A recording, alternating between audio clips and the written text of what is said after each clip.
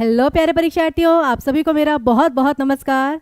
और I hope कि आप अभी दानिश सर का जो सेशन देख रहे थे फ्रेंड्स, उसमें आपने सारी चीज़ों को बहुत अच्छे से समझा होगा। और टीचिंग परीक्षा तो आपके लिए बिल्कुल भी रुकने वाला नहीं है, ठीक है ना। तो हम आपके लिए एक और अब महत्वपूर्ण सेशन लेकर आए हैं। आपको याद होगा कि कल कल हमने कितनी महत्वपूर्ण चीज़ की थी कि जो गण थे, छंद के गण, वो कैसे पहचाने, गणना जो है वर्णों और मात्राओं की, वो कैसे पहचानी जाए। तो आई होप वो सभी को क्लियर है। जल्दी जल्दी सभी बता दीजिए, क्योंकि आज का जो सेशन है वो तभी आपके लिए महत्वपूर्ण होगा अगर जो कल वाला सेशन था वो आपने अच्छे से समझा होगा। ओके, सभी बच्चे बताइए प्लीज।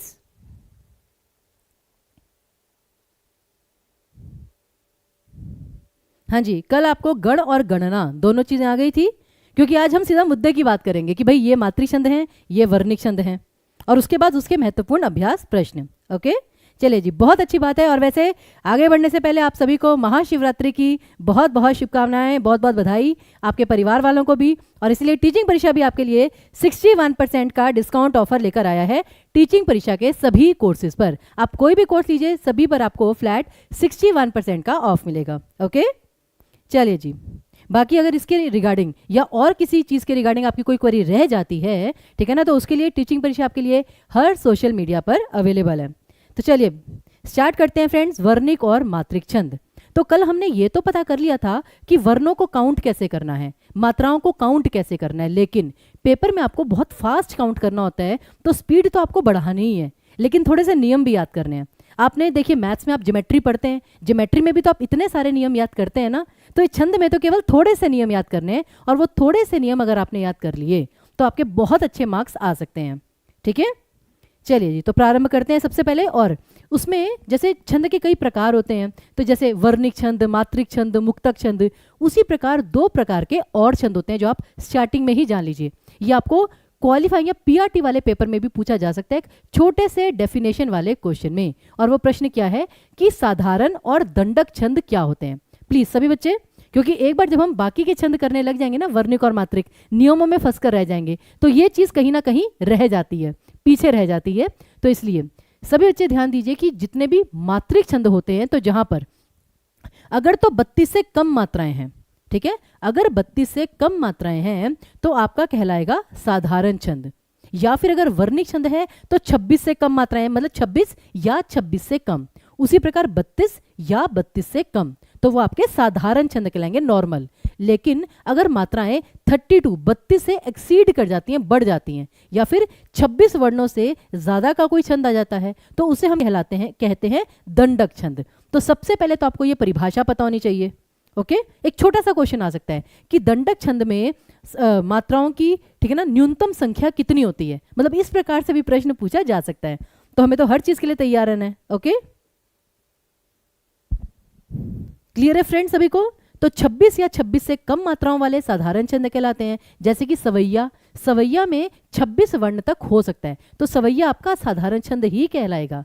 लेकिन कवित्त, घनाक्षरी, चाहे रूप घनाक्षरी चाहे देव घनाक्षरी, वो आपके दंडक छंद में आएंगे। ये अंतर होता है आपका। ओके, चलिए उसी प्रकार तो ये हुई सबसे एक मेन चीज। उसके बाद अब आते हैं जो कल मैंने आपसे प्रश्न पूछा था जाते जाते, कि दी गई पंक्तियों में कौन सा छंद है, मात्रिक या वर्णिक। अब जिन बच्चों को नहीं पता, जिन्होंने कल का सेशन एंड तक नहीं देखा था, उनको मैं बता देती हूँ हमें कैसे पता चलता है कि कोई भी छंद मात्रिक है या वर्णिक है। तो उसमें सबसे मेन चीज होती है गणों का पैटर्न। जो गण होते हैं कि आपका एक प्रॉपर पैटर्न चलना चाहिए, जैसे कि लघु लघु गुरु, लघु गुरु गुरु, गुरु लघु गुरु। अब पैटर्न कैसे बनता है, गण होते हैं 3 वर्णों का समूह। तो लघु लघु गुरु, लघु गुरु गुरु, गुरु लघु गुरु। फिर यहां पर देखिए लघु लघु गुरु, लघु गुरु लघु। अब यहां पर देखिए पैटर्न टूट गया कि लघु लघु गुरु, लघु गुरु लघु, लेकिन यहाँ पे लघु गुरु गुरु था। तो अगर पैटर्न सेम नहीं है, दैट मीन्स ये आपका वर्णिक छंद नहीं है, ये आपका मात्रिक छंद ही है। ओके, मात्रिक छंद ही है। अब काउंटिंग करिए जरा, कल हमने मात्राओं की काउंटिंग की थी ना, कितनी मात्राएं आती हैं जरा जल्दी से सभी बच्चे काउंट करेंगे प्लीज।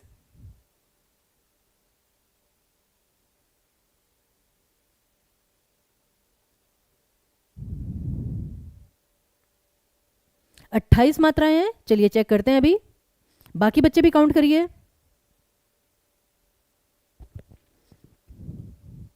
14 मात्राएं हैं। चलिए चेक करते हैं। 1 2 3 4 5 6 7 8 9 10 11 12 13 14। ओके, 1 2 3 4 5 6 7 8 9 10 11 12 13 14। तो बिल्कुल सही, 14 मात्राओं वाला ये मधुमालती छंद है। वैसे मैं आपको बता देती हूँ कि ये 28 मात्राओं वाला, ये 14 मात्राओं वाला विजात छंद भी होता है, मनोरमा छंद भी होता है, लेकिन मेन आपका यहाँ पर फिलहाल मधुमालती छंद है। फिलहाल उसको याद रखिएगा, 14 मात्राएं। अगला, फिर अब स्टार्ट करते हैं मात्रिक छंदों से। तो सबसे पहले जो मात्रिक छंद जो पेपर के लिए सबसे इंपॉर्टेंट है, वो ये आपकी पूरी शीट है फ्रेंड्स। कम से कम बाकी आपको याद होना हो, ये 10 छंद आपको याद होने चाहिए। दोहा, दोही, अब ये भी बहुत इंपॉर्टेंट है फ्रेंड्स, ध्यान से। ये सारे आपके मात्रिक छंद हैं कि दोहे का नियम तो हमें 13-11 पता है, लेकिन बहुत सारे बच्चों को ये पता ही नहीं कि दोही नाम का भी छंद होता है। दोहा, दोही, तो ये प्रिंटिंग मिस्टेक नहीं होगी, वो दोही ही होगा, और उसका नियम 13-11 की जगह होता है 15-11। ये चीज बहुत महत्वपूर्ण है जो आपको पता होनी चाहिए। ठीक है, यहां तक सभी को क्लियर है। उसी प्रकार रोला और सोरठा, अब रोला और सोरठा ये दोनों मात्रिक छंद हैं और दोनों का ही नियम है 11-13 11-13। अब यहां पर भी सवाल उठता है कि भाई जब दोनों का ही 11-13 11-13 है तो दोनों में अंतर किया कैसे जाए, दोनों में पहचान की कैसे जाए, तो ये हम आपको अभी बताते हैं। ओके, उसी प्रकार फिर आता है चौपाई और चौपई। अब ये भी ये मतलब डिफरेंट है, इसमें भी कोई प्रिंटिंग मिस्टेक नहीं होगी। चौपाई मतलब होता है 16-16 मात्राएं, और जिसके अंत में या तो गुरु गुरु होगा या लघु लघु होगा। ये वेरी इंपॉर्टेंट है, ये चीज याद रखिएगा फ्रेंड्स। 16-16 मात्राएं होना पर्याप्त नहीं है। एंड में आपका कि जब 16 मात्राएं खत्म होंगी तो एंड में या तो आपका गुरु गुरु होगा या लघु लघु, गुरु लघु या लघु गुरु नहीं होगा चौपाई में। ओके, स्क्रीनशॉट ले लीजिए प्लीज, स्क्रीनशॉट लीजिए, ये बहुत इंपॉर्टेंट है फ्रेंड्स, मोस्ट इंपॉर्टेंट। सभी बच्चे स्क्रीनशॉट ले लीजिए जल्दी से, क्योंकि अभी मैं क्वेश्चंस भी करने हैं, वहां पर यही नियम काम आएंगे। जी बिल्कुल जी, साइड में ही है।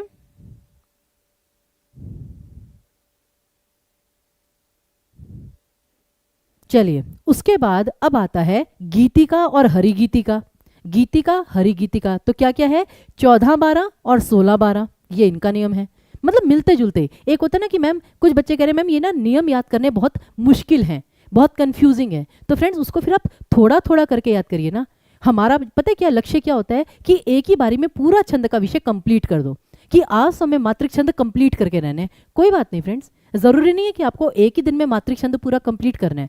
एक दिन आप केवल दोहे और रोला सोठा मतलब 10 में से सिर्फ 2 या 3 छंद लेके प्रैक्टिस करिए।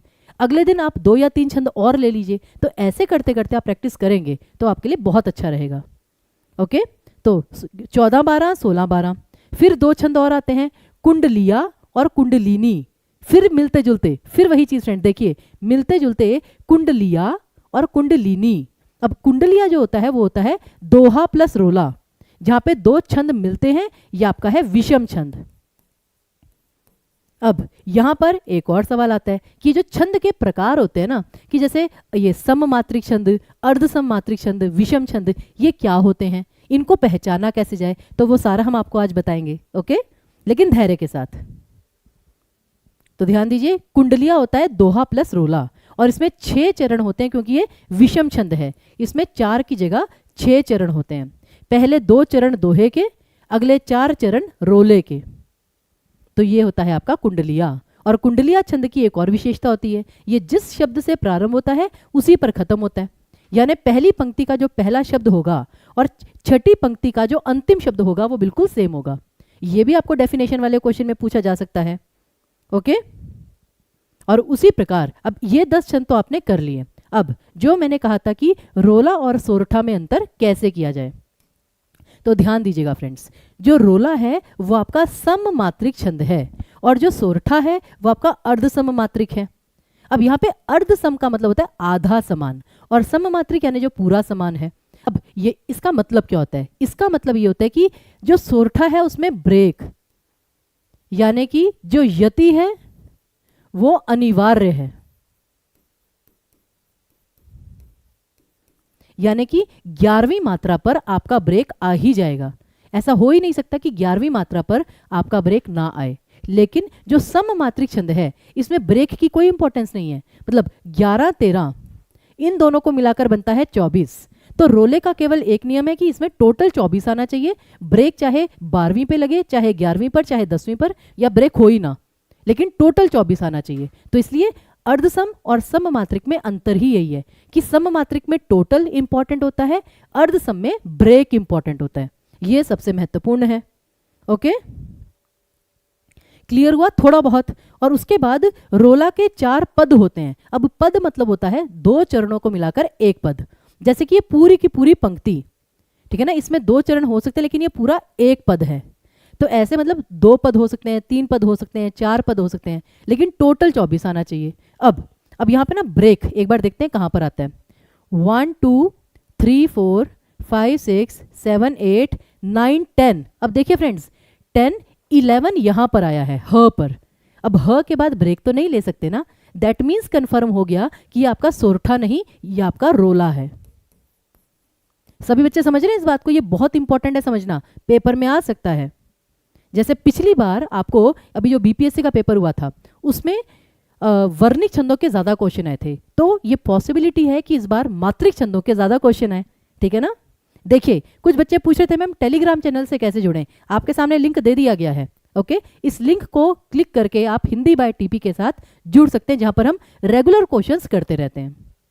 ठीक है, आगे बढ़े फ्रेंड्स। अब आते हैं, अब ये आपके पास 2 पंक्तियां हैं, फटाफट बताइए किसमें रोला है किसमें सोरठा है, जल्दी से। और जैसे जो बच्चे कह रहे हैं मैम फिर से, वो इस क्वेश्चन में आपको क्लियर कर देंगे हम, पहले आप ट्राई कीजिए। यहां पर किसमें रोला है किसमें सोरठा है, जल्दी जल्दी।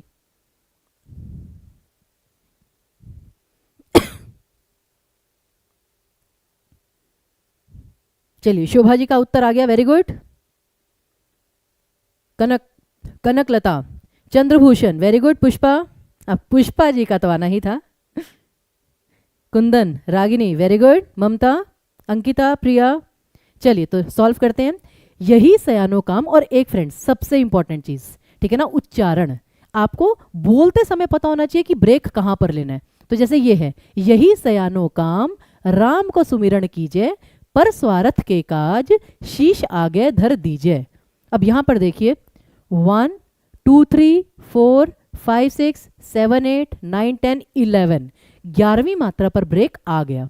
फिर 1 2 3 4 5 6 7 8 9 10 11 12 13, तो 11 13 का नियम बिल्कुल सही बैठता है। और दूसरी चीज, एक बहुत महत्वपूर्ण नियम है जो सोरठा के बारे में आपको जानना है। तो जो पहला और तीसरा चरण होता है उसकी जो एंडिंग है वो गुरु लघु पर होनी चाहिए। देखिए यहां पर भी गुरु लघु है, यहां पर भी गुरु लघु, तो जो पहला और तीसरा चरण है उसके एंड में आपका गुरु लघु आएगा। ये आपकी सोरठा की पहचान है,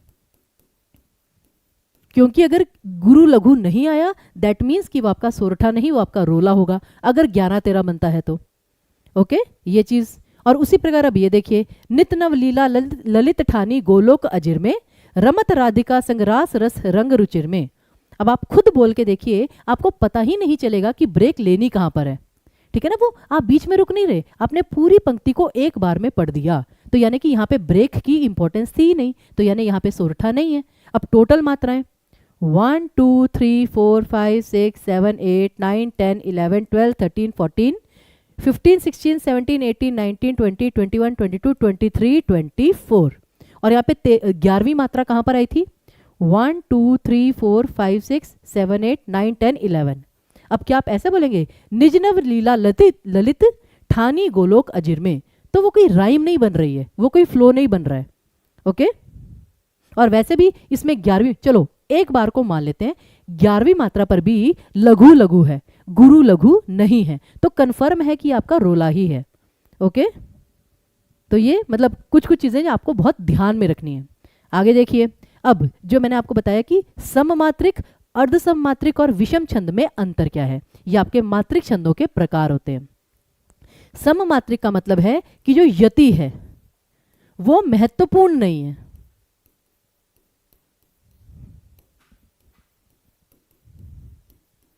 ठीक है ना। कुल संख्या महत्वपूर्ण है, कुल संख्या महत्वपूर्ण है कि हर पंक्ति में सेम सेम मात्राएं आएंगी, कि जैसे 16 16 16 या 24 24 24 या 28 28 28 इस प्रकार से, ठीक है ना। और अर्ध सम में क्या है कि यति सबसे अधिक महत्वपूर्ण है, सबसे अधिक महत्वपूर्ण है।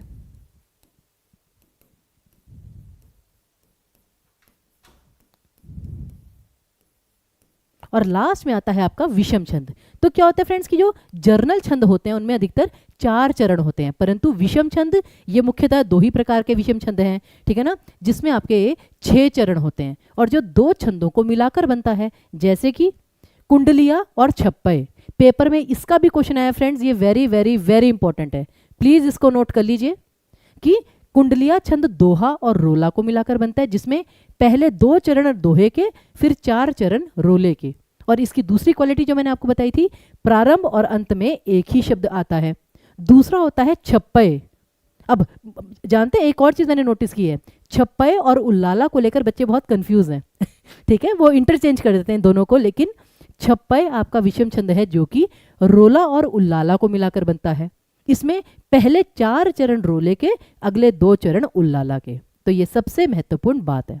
ओके, तो आई होप कि आपको सममात्रिक, अर्धसममात्रिक और विषम छंद के बीच में अंतर पता चल गया। लेकिन कोई संदेह है आप पूछ लीजिए प्लीज फटाफट। फ्रेंड्स ये सभी के लिए है, ओके, हर लेवल के लिए। अंतर बस इतना है कि ये मैं आपको कंफर्म कर सकती हूँ कि जो पीआरटी का पेपर होगा, एटलीस्ट उसमें आपको ये नहीं आएगा कि पंक्तियां दी गई हैं और उसमें आपको छंद पहचानना है।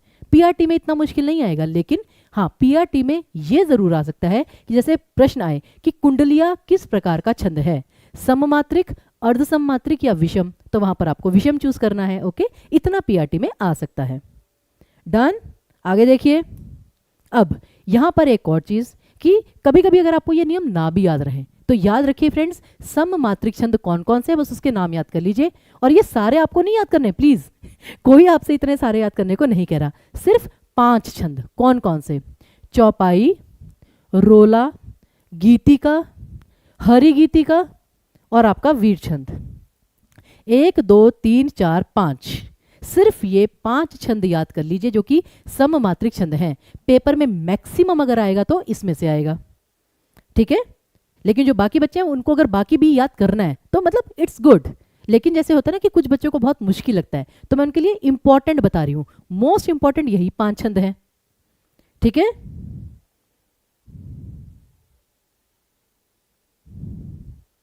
अरे भैया धातु को भी साइड में रखिए, पहले जो कर रहे हैं उसको क्लियर करिए। ओके, प्लीज अगर आपको स्क्रीनशॉट लेना है फ्रेंड्स ले सकते हैं आप, स्क्रीनशॉट लेना हो तो ले लीजिए जल्दी जल्दी। और प्लीज मेरी आपसे रिक्वेस्ट है, सेशन को जितना हो सके फ्रेंड्स शेयर कीजिए, क्योंकि ये पेपर के लिए बहुत इंपॉर्टेंट है, हद से ज्यादा इंपॉर्टेंट। कम से कम 4 से 5 प्रश्न 9 to 10th वाले में इसके आएंगे ही आएंगे, ये कंफर्म है। पीआरटी में कम से कम 1 क्वेश्चन इसका डेफिनेटली आएगा, और 6 to 8th वाले में 3 से 4 क्वेश्चन इसके आ सकते हैं। चलिए अब आते हैं मात्रिक छंदों के 3-4 और छंदों पर जो पेपर के लिए काफी इंपॉर्टेंट है। तो इसमें आप एक तो याद करिए मधुमालती, जैसे हमने मधुमालती अभी किया था ना 14 मात्राओं वाला। फिर बरवै, बरवै 12 7। उल्लाला, अब एक महत्वपूर्ण चीज, उल्लाला का ना केवल एक नियम नहीं है, 2 नियम है। उल्लाला छंद में या तो 13-13 आएगा या 15-13 आएगा, दोनों में से कोई भी आए होगा उल्लाला छंद ही, इसको याद रखिएगा। आप कह रहे हैं क्या क्वालिफाइंग में भी आ सकते हैं? बिल्कुल। क्या क्वालिफाइंग में आपको ये नहीं आ सकता कि निम्न में से कौन सा छंद का अंग नहीं है? फॉर एग्जाम्पल वर्ण, यति, लय, तो ये तीनों के तीनों छंद के अंग हैं, तो बिल्कुल आ सकता है क्वेश्चन। किसने कहा नहीं आ सकता? मैं हर पॉसिबिलिटी लेके चल रही हूँ फ्रेंड्स, क्योंकि एग्जामिनर का आपको नहीं पता। एग्जामिनर आपको महा का आसान पेपर भी बना सकता है, और एग्जामिनर आपके लिए दुनिया जहान का सबसे मुश्किल प्रश्न पत्र भी बना सकता है। तो आपको तो हर सिचुएशन के लिए तैयार रहना ना फ्रेंड्स। हाँ जी, उसके बाद छप्पय हम कर ही चुके। इसके बाद ये राधिका और मुक्तामणि, राधिका का 13-9 और मुक्तामणि का 13-12, इतना याद कर लीजिए, मात्रिक छंदों में ये पर्याप्त है। ओके, पीजीटी के लिए तो बहुत ही इंपॉर्टेंट है फ्रेंड्स। आप ये सोचिए ना कि अगर कोई चीज सेकंड क्लास के लिए इंपॉर्टेंट है तो वो फोर्थ क्लास के लिए अनिवार्य हो जाती है कि उतना तो फोर्थ क्लास वाले को पता ही होना चाहिए। ओके, क्लियर है ना ये चीज? तो ये आपके थे मात्रिक छंद। अब आगे आते, अच्छा ये सारे फ्रेंड्स एक तरह से थोड़े से मात्रिक छंद ही हैं, लेकिन ये आपको इतना डीप में जाने की जरूरत नहीं है, सिर्फ नाम एक बार देख लीजिए कि हाँ ये भी मात्रिक छंद होता है। जैसे कि श्रृंगार, विष्णुपद, शंकर, सार, शक्ति, सगुण, शास्त्र, सिंधु, बिहारी, ये सारी साहित्यिक टर्म्स ही हैं। तो ये सारे के सारे आपके मात्रिक छंद होते हैं। इनके नियम याद करने में भी इतना डीप में मत जाइए, चाहे अभी स्टार्टिंग में रह सकते हैं आप। ओके, आगे देखिए। अब पेपर में कैसा प्रश्न और आ सकता है, जैसे कि निम्न में से कौन सा मात्रिक छंद है। अब ये आपका पीआरटी के लिए भी हो सकता है, ये आपका 6 to 8 के लिए भी हो सकता है, और ये आपका क्वालिफाइंग के लिए भी हो सकता है, लेकिन 9 to 10 के लिए नहीं। 9 to 10 में इतना इजी क्वेश्चन नहीं देंगे फ्रेंड्स। 9 to 10 में तो आपको प्रॉपर पंक्तियां ही दी जाएंगी कि इन पंक्तियों में कौन सा छंद है। ओके, तो उसके लिए आपको अपनी कमर कस के रहनी है। डन है जी? क्लियर? तो यहां पर आपका प्रश्न आएगा, मात्रिक छंद है दोहा और सोरठा, तो डी ऑप्शन आपका करेक्ट आएगा, क्योंकि इंद्रवज्रा ये आपका वर्णिक छंद है। ओके, सिंपल सी बात। आगे देखिए, फिर अब आते हैं वर्णिक छंदों पर। जल्दी जल्दी ध्यान दीजिएगा। वर्णिक छंद जहां पे वर्णों की संख्या महत्वपूर्ण है। अब इसको याद करने का फ्रेंड सबसे सिंपल तरीका देखिए आपके सामने है, ठीक है ना। अब जैसे फॉर एग्जाम्पल आपने वर्णों की काउंटिंग की और गलती से 16 वर्ण आ गए, 16 वर्ण, तो देखिए यहाँ पे 15 के बाद ना 17 है, 16 नहीं है। दैट मीन्स अगर 16 वर्ण आ रहे हैं तो ट्राई कीजिएगा मात्राएं गिनने का, क्योंकि 16 वर्ण वाला कोई छंद नहीं है। ओके, तो ये भी एक तरीका है समझने का। उसी प्रकार जैसे 13 वर्णों वाला कोई छंद नहीं है, तो इसलिए अब लेकिन मेन बात क्या है, 11 वर्णों टोटल अगर 11 वर्ण आते हैं तो वो छंद आपका इंद्रवज्रा, उपेंद्रवज्रा, शालिनी, भुजंगी, इन चारों में से कोई भी हो सकता है।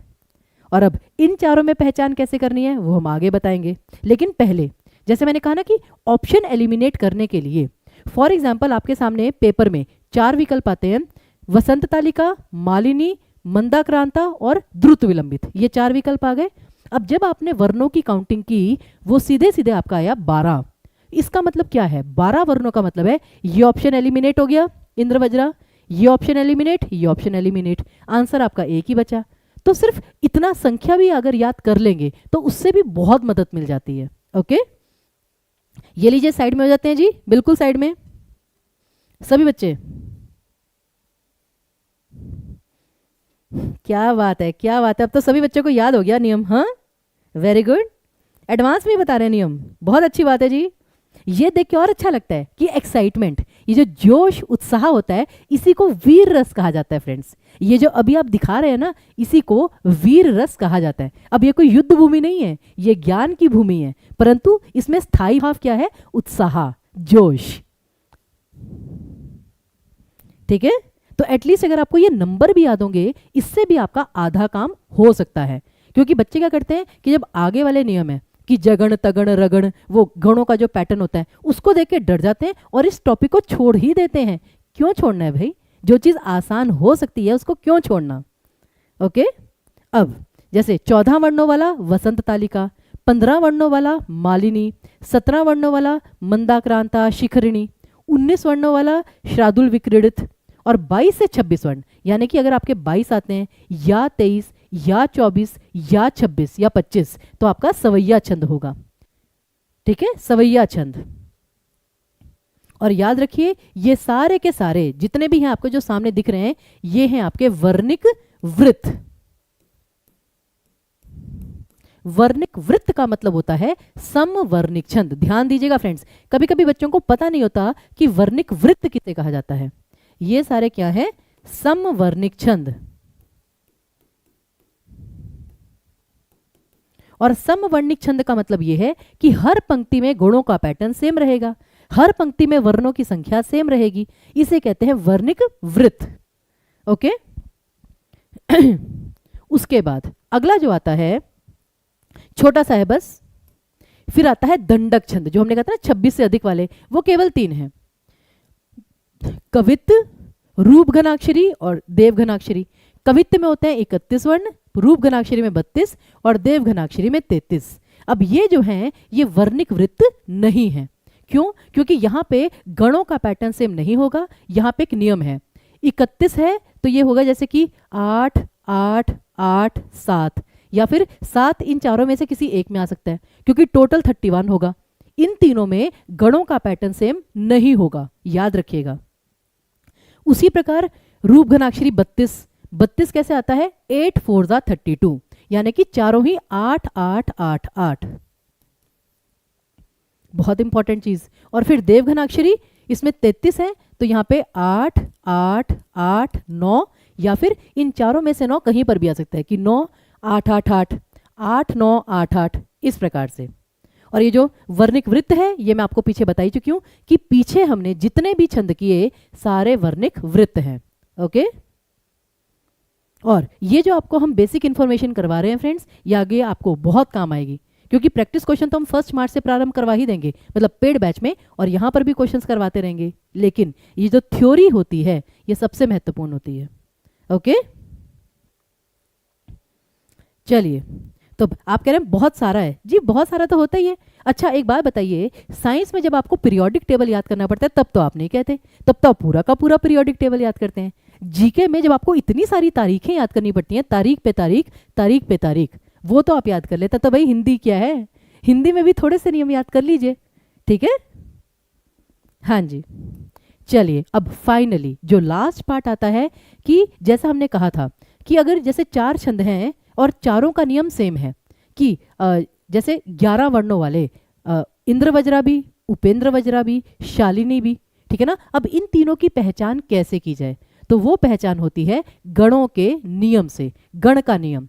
तो ये देखिए पैटर्न, जैसे कि सबसे पहले प्रमाणिका छंद जिसमें 8 वर्ण होते हैं, उसका नियम क्या है? 4 बार लघु गुरु, यानी कि लघु गुरु लघु गुरु लघु गुरु लघु गुरु। अगर ऐसा पैटर्न आता है तो आपका प्रमाणिका छंद है। फिर अब जैसे कि 11 11 11 11, देखिए चारों में 11 11 वर्ण। अब इसको आप कैसे समझेंगे? अगर तो नियम है ताज एसएस, ये प्रीवियस ईयर क्वेश्चन में आया था फ्रेंड्स, बीपीएससी के प्रीवियस ईयर क्वेश्चन में मोस्ट इंपॉर्टेंट, इसको इग्नोर मत करिए। और बहुत सारे बच्चों ने इसी से अपने मार्क्स गेन किए थे। नहीं, इसके अलावा आप कोई और अभी मत करिए, इतना भी कर लेंगे मोर देन सफिशिएंट। बाकी के तो आप एलिमिनेट भी कर सकते हैं ना, लेकिन ये जो 12 छंद हैं इतना भी याद कर लेंगे, मोर देन सफिशिएंट। ओके, ठीक है फ्रेंड्स। अब ताज एसएस का मतलब क्या होता है? ताज, आ की मात्रा है, दैट मीन्स कि तगण 2 बार है, 2 तगण 1 जगण और 2 गुरु वर्ण, ठीक है ना। फिर उपेंद्र वज्रा का नियम क्या है? जतज एसएस, जगण तगण जगण और 2 गुरु वर्ण। फिर शालिनी का नियम क्या है? मता एसएस, मगण 2 तगण और 2 गुरु वर्ण। अब काफी सारे बच्चों को लगेगा कि मैम इतना सारा याद कैसे करें? स्टार्टिंग में मुझे भी डिफिकल्ट लगता था, लेकिन धीरे धीरे करके वो याद हो गया। ओके, तो इसलिए इसका प्लीज स्क्रीनशॉट आप लेना चाहते हैं ले लीजिए, मोस्ट इंपॉर्टेंट फ्रेंड्स। इसको आप किसी भी हालत में इग्नोर नहीं कर सकते, स्पेशली 9 to 10th वाले। पीआरटी वाले इसको इग्नोर कर सकते हैं एक बार को, ठीक है ना। क्वालिफाइंग वाले इग्नोर कर सकते हैं, मैं ओपनली बोल रही हूं, लेकिन 6 to 8 और स्पेशली 9 to 10th वाले इसे इग्नोर नहीं कर सकते हैं। डन, डन है फ्रेंड्स, स्क्रीनशॉट ले लिया? मता शालिनी चलिए कोई नहीं जी। अब जैसे ये है मालिनी छंद का नाम्या कि 2 नगण 1 मगण 2 यगण। ओके, चलिए तो फाइनली यहां पर आपका जो छंद का विषय है वो समाप्त होता है। ओके, और अब यहां पर आते हैं हमारे अभ्यास प्रश्न, जिसका आपको बेसब्री से इंतजार रहा होगा। तो पहला प्रश्न आपके सामने है कि बड़ा कि छोटा कुछ काम कीजिए, परंतु पूर्वापर सोच लीजिए, बिना विचारे यदि काम होगा कभी ना अच्छा परिणाम होगा। छंद कौन सा है फ्रेंड्स? जल्दी से एक बार लाइक और शेयर कर दीजिए प्लीज। अच्छा यही गलत हुआ था, कोई बात नहीं, इस बार नहीं गलत होगा। तो क्या हुआ भाई, इतने कम बच्चे कैसे हैं? सारे शिवरात्रि की छुट्टी मना रहे हैं क्या? हाँ, भोलेनाथ तो यही कहते हैं कि भाई अपने काम से पीछे मत हटो, पढ़ना है तो पढ़ना है। अच्छा, सी ऑप्शन दे भी दिया, क्या बात है जी। चलिए सबसे पहला, अब चारों ही आपके वर्णिक छंद हैं तो सीधा वर्णों पर ही जाइए। 1 2 3 4 5 6 7 8 9 10 11। 1 2 3 4 5 6 7 8 9 10 11। अब 11 वर्णों वाला छंद है। तो देखिए, इंद्रवज्रा 11, मालिनी 15, उपेंद्र वज्रा 11, वंशस्थ 12। तो अगर आपको सिर्फ संख्या भी याद है तो कम से कम 2 ऑप्शन तो आप एलिमिनेट कर ही सकते हैं ना फ्रेंड्स। 2 ऑप्शन आपने एलिमिनेट कर दिए। अब आते हैं इंद्र वज्रा और उपेंद्र वज्रा पर। तो गणों का नियम क्या है? लघु गुरु लघु, लघु गुरु लघु, यानी कि पहला जो है वो है जगण, और जगण किस में होता है? उपेंद्र वज्रा में, क्योंकि इसका नियम क्या है? ताज एसएस, और इसका क्या है? जतज एसएस। तो दोनों में त ज एस एस सेम है, लेकिन पहले में तगण, इसमें जगण। तो बस पहले वाले से उत्तर मिल गया, पूरा आपको करना भी नहीं पड़ा। ओके, चलिए आगे देखिए अगला प्रश्न। मधुमेह मेरे जीवन की प्रिय है तू कल कामिनी, मेरे कुंज कुटीर द्वार की कोमल चरण गामिनी। यहां पर कौन सा छंद है? सभी बच्चे ट्राई करेंगे।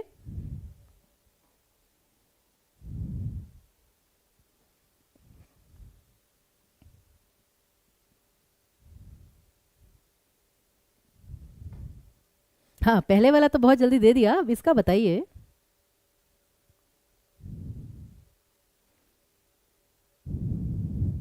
और कहते हैं ना, चीज़ों को आसान तरीके से समझना है। कैसे? अब इसमें पहले ऑप्शन एलिमिनेट कैसे किया जाए। ऑप्शन क्या क्या है? सवैया, मालिनी, राधिका और हरिगीतिका। अब यहाँ पर ट्विस्ट है, 2 आपके वर्णिक छंद हैं, 2 आपके मात्रिक छंद हैं, यानी कोई भी छंद हो सकता है। अब सबसे पहले वर्णों की काउंटिंग कर लेते हैं, जो सबसे आसान है। 1 2 3 4 5 6 7 8 9 10 11 12 13 14 15 16 17 18 19। अब कुल मिला के पहली पंक्ति में 19 वर्ण है, तो सवैया तो नहीं हो सकता। फिर आप कह रहे हैं मैम मालिनी छंद होगा, मालिनी भी देख लेते हैं, उसमें 15 वर्ण होते हैं।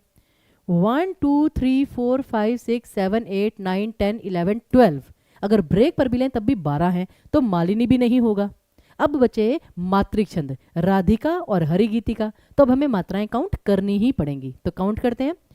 1 2 3 4 5 6 7 8 9 10 11 12 13 14 15 16। अब 16 मात्राएं पहले चरण में।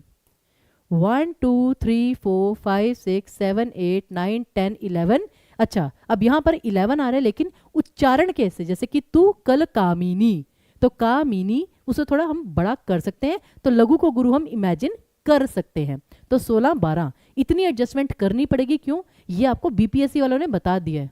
बीपीएससी में भी जो एक चौपाई वाला प्रश्न आया था, उसमें भी आपने ये किया था ना कि उच्चारण के आधार पर नियमों में हल्का सा फेरबदल किया जा सकता है। ठीक है, और उसी प्रकार दूसरा भी देख लीजिए। 1 2 3 4 5 6 7 8 9 10 11 12 13 14 15 16। तो 16 बार आपका हरिगीतिका ही होगा, क्योंकि राधिका का नियम क्या है? 13 9। डन। अगला देखिए फिर। सो अपराध पर्यो हमसो, अब क्यों सुधरे तुम हु धो कहो, बाहुन देही कुठारही केशव, आपने धाम को पंथ गहो। इसमें कौन सा छंद है? और छंद की सबसे बड़ी विशेषता, आपको मीनिंग से कोई लेना देना ही नहीं, इसका कोई भी अर्थ निकले आपको कोई लेना देना नहीं है। तो इसलिए अलंकार, रस और गुण छंद से ज्यादा मुश्किल है, आप ये सोचिए। सभी बच्चे ट्राई करेंगे प्लीज।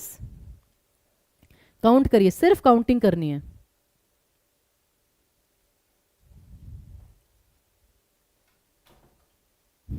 और फिर वही चीज जो सबसे पहले फोकस करनी है, कवित्त, वसंत तालिका, सवैया और घनाक्षरी, चारों के चारों आपके वर्णिक छंद हैं। तो मात्राएं गिनने का टेंशन ही नहीं लेना। जो चीज अवॉइड हो सकती है, जस्ट अवॉइड इट। अब फिर वही काउंटिंग। काउंटिंग कैसे?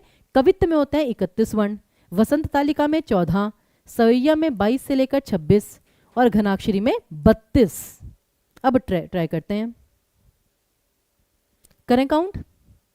1 2 3 4 5 6 7 8 9 10 11। लीजिए 11 आ गया। अब इसमें तो 11 का है ही नहीं, ट्राई करें।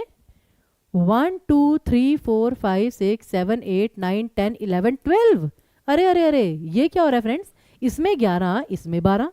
अगला देखिए 1 2 3 4 5 6 7 8 9 10 11 12। 1 2 3 4 5 6 7 8 9 10। अब यहाँ पर तो समस्या आ गई, ये है 11 12, ठीक है ना, और 12 और 10, तो इसमें अब ये तो कोई नहीं बन रहा। तो अब ऐसे केस में हमें दो पंक्तियों को जोड़ना होगा। जैसे इस पूरी पंक्ति को एक लिया एंड तक, तो ये क्या है 11 + 12 23। तो हाँ 23 वाला सवैया हो सकता है, लेकिन सवैया की कंडीशन क्या है? सवैया की कंडीशन है एक ही छंद, सॉरी एक ही गण रिपीट होगा, एक ही गण रिपीट होगा। तो देखें एक ही गण रिपीट हो रहा है या नहीं।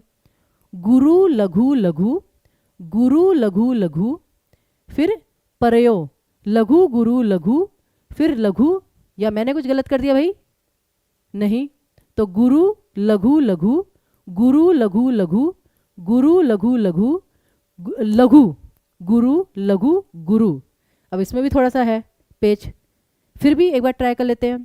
गुरु लघु लघु, गुरु लघु लघु, गुरु लघु लघु, गुरु लघु लघु। तो अल्टीमेटली फिर वही उच्चारण के आधार पर, जैसे कहते हैं कि पहले की जो पंक्तियां ये हमने ली हुई हैं, तो उसमें कभी कभी प्रिंटिंग वो उसमें मिस्टेक हो सकती है। तो गुरु लघु लघु यानी कि भगण, भगण जो है वो रिपीट हो रहा है, तो इसको हम सवैया में ले सकते हैं। तो यहाँ पे आपको हर सिचुएशन के लिए रेडी रहना है कि अब ये नहीं कि अब क्या करें अब क्या करें। ओके, तो भगण जो है वो रिपीट हो रहा है। अगला देखिए, अब फिर वही निज प्रिय सुत दोनों साथ लेके सुखी हो, जिस दिन पलटेंगे गेह स्वामी हमारे। यहां पे छंद कौन सा है फ्रेंड्स? अगर आपको कोर्स लेना है तो नीचे आपको नंबर दिए गए हैं और सेशन के नीचे भी आपको लिंक्स दिए गए हैं, वहां पर जाकर आप बहुत इजीली कोर्स ले सकते हैं। और प्लीज थोड़ा जल्दी कीजिए क्योंकि आज तो 61% ऑफ है फ्रेंड्स। ओके, तो इस अपॉर्चुनिटी का लाभ उठाइए और भोलेनाथ का नाम लेके कोर्स ले लीजिए।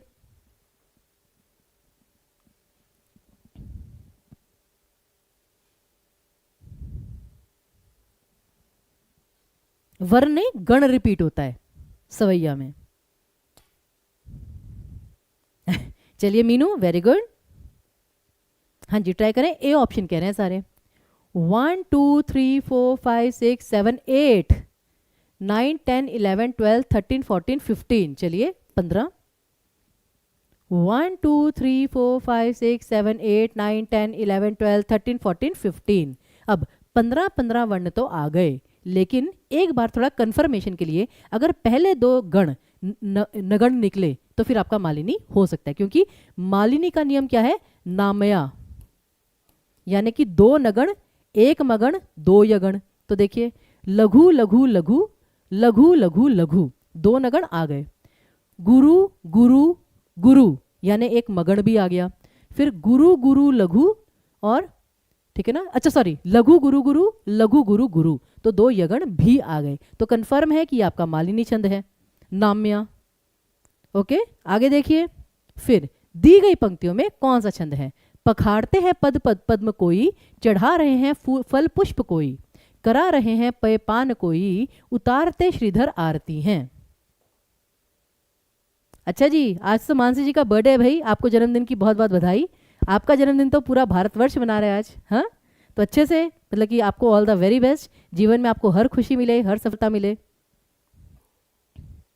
तो जल्दी से कीजिए, यहां पर कौन सा छंद है? इंद्रवज्रा, वंशस्थ, मालिनी या उपेंद्र वज्रा?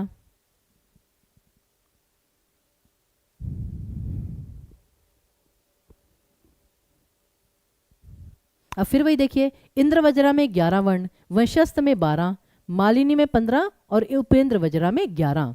अब ट्राई कीजिए। आप कह रहे हैं क्वालिफाइंग पेपर के लिए भी करवाइए, वो फ्रेंड्स मैं करवा रही हूं। अभी आप ये सोचिए कि परसों या फिर जो कल वाला सेशन था फ्रेंड्स, कल वाला सेशन क्वालिफाइंग पेपर के लिए था, क्योंकि पेपर में आपको क्वालिफाइंग पेपर में पूछा जा सकता है कि छंद में कितने प्रकार के वर्ण होते हैं, 2, लघु और गुरु। फिर जैसे अगर आपको दे दिया जाए कु, क को छोटे उ की मात्रा, तो कु किस प्रकार का वर्ण है? लघु गुरु वॉटएवर, तीसरा ऑप्शन, क्योंकि बाकी दो तो वही होंगे उपयुक्त में से, एक से अधिक उपयुक्त में से कोई नहीं। तो जो कु है वो आपका लघु वर्ण होगा। तो ये आपको क्वालिफाइंग पेपर में आ सकता है।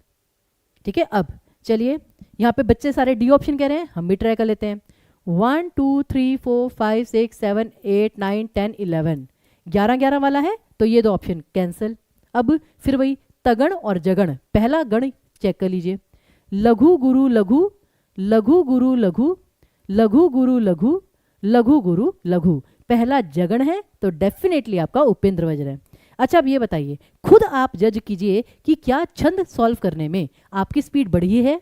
जल्दी से बताइए सभी बच्चे, जिनकी छंद सॉल्व करने में स्पीड बढ़ी है जरा एक बार हैंड रेस कर दीजिए, क्योंकि हमें भी तो पता होना चाहिए ना कि भाई सामने वाले व्यक्ति को समझ आ भी रहा है या नहीं, या मैम यूं ही मुंह फाड़ फाड़ के बोली जा रही हैं। हाँ, क्या छंद का प्रश्न सॉल्व करने में आपकी स्पीड और एक्यूरेसी बढ़ी है? जल्दी से बताइए। चलिए ये तो बहुत अच्छी बात है फ्रेंड्स, हम यही चाहते हैं, ठीक है ना, कि जो मतलब जिसमें मार्क्स नहीं कट सकता तो काहे कटाना, काहे उस टॉपिक को इग्नोर करना।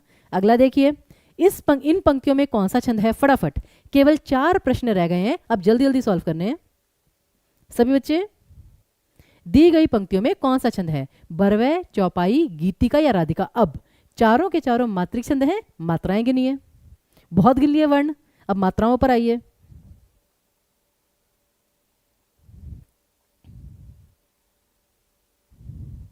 अच्छा कोई बात नहीं, अगर आपकी प्रैक्टिस की थोड़ी सी कमी है तो करते रहिए, हम तो आपको अभ्यास करवा ही रहे हैं फ्रेंड्स। नित नूतन मंगलपुर माही, निमिष सरिस दिन जामिनी जाही, बड़े भोर भूपति मनि जागे, जाचक गुणगन गावन लागे। मजा ही आ रहा है पढ़ने में, पूरा लय है, प्रवाह है। अच्छा चौपाई कर भी दिए, ट्राई करें जी, हम भी कर लेते हैं।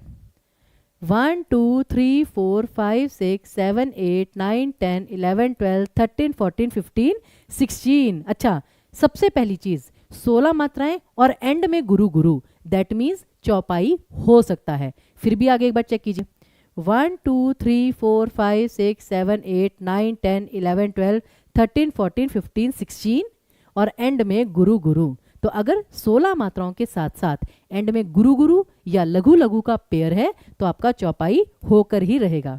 ओके अगला देखिए, इन पंक्तियों में कौन सा छंद है? फटाफट 3 प्रश्न, अंतिम 3 प्रश्न, जल्दी जल्दी कीजिए सारे बच्चे।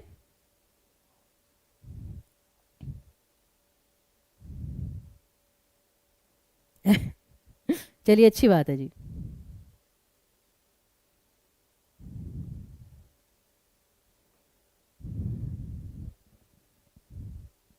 जो जगहित पर प्राण निछावर है कर पाता, जिसका तन है किसी लोक हित में लग जाता। दोहा, सोरठा, उल्लाला या रोला।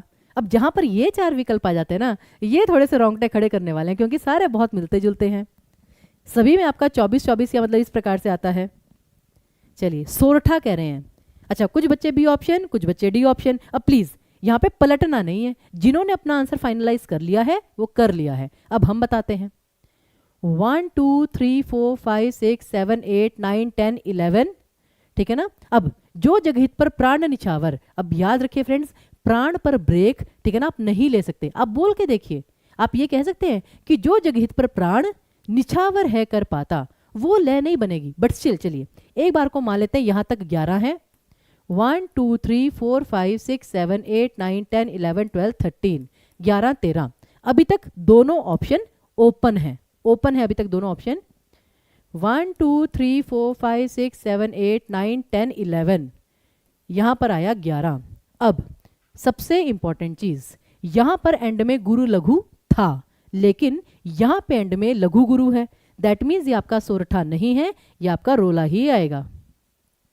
और मेन बात, अगर दूसरी पंक्ति में भी आप देखें तो आप किसी शब्द के बाद ब्रेक नहीं लेंगे। आप खुद बोल के देखिए कि जिसका तन है किसी लोकहित में लग जाता, तो क्या आप इस पंक्ति का उच्चारण ऐसे करेंगे? खुद सोच के देखिए, जो जगहित पर प्राण निछावर है कर पाता, जिसका तन है किसी लोकहित में लग जाता, तो वो पैटर्न नहीं बनता, ये पूरी पूरी पंक्ति बनेगी, तो ये आपका रोला ही आएगा। ओके अगला देखिए, इन पंक्तियों में कौन सा छंद है? फटाफट लास्ट 3 क्वेश्चंस, जल्दी जल्दी करिए। इन पंक्तियों में कौन सा छंद है? दोहा, सोरठा, उलाला, रोला। फिर से वही 4 विकल्प, ट्राई कीजिए।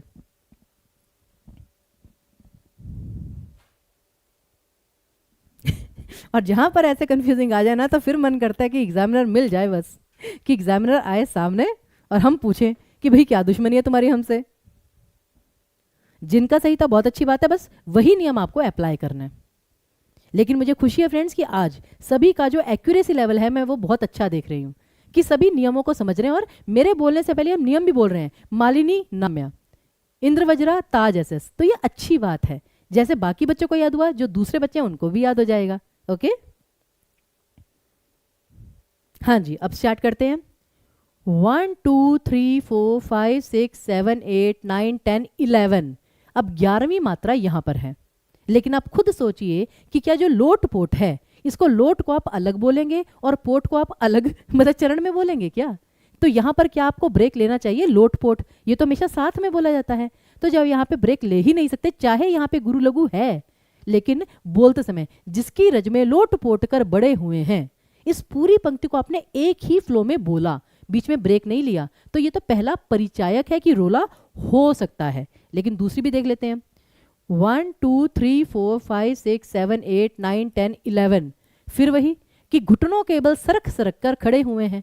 अब एक सरक को यहाँ, एक सरक को यहाँ, क्या दो चरणों में अलग अलग बोल सकते हैं? नहीं। तो सिंपल सी बताओ, ठीक है ना, यहाँ पर आपका रोला आएगा, कंफर्म है ये, ठीक है ना। आगे देखिए जल्दी से, यहां पर कौन सा छंद है?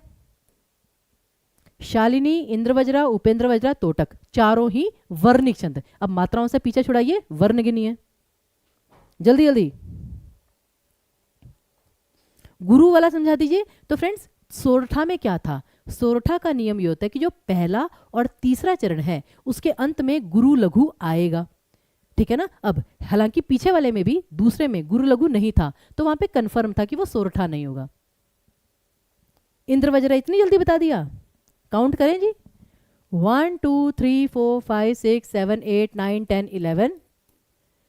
1 2 3 4 5 6 7 8 9 10 11। चलिए 11 11 है, तो शालिनी का भी 11, इंद्रवज्रा का भी 11, उपेंद्र वज्रा का भी 11, लेकिन तोटक का 12। तो तोटक को सबसे पहले साइड दिखा दीजिए। अब आते हैं गणों पर।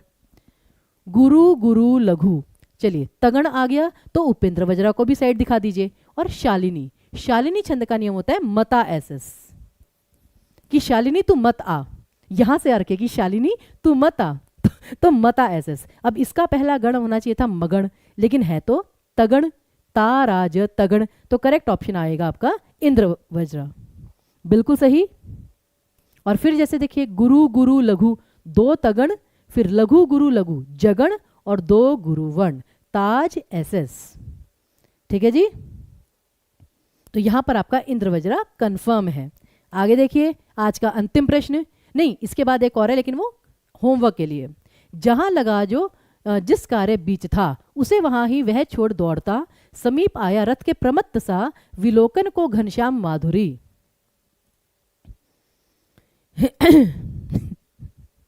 अरे बस बस शालिनी के पीछे मत पड़ जाइए कि शालिनी मत आना।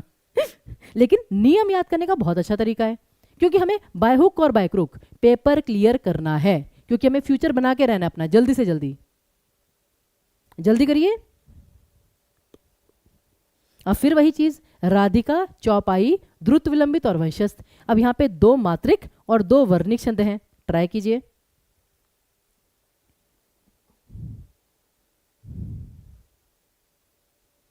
हाँ जी चलिए, तो यहां पर बहुत सारे बच्चे आंसर दे चुके हैं, ट्राई करते हैं।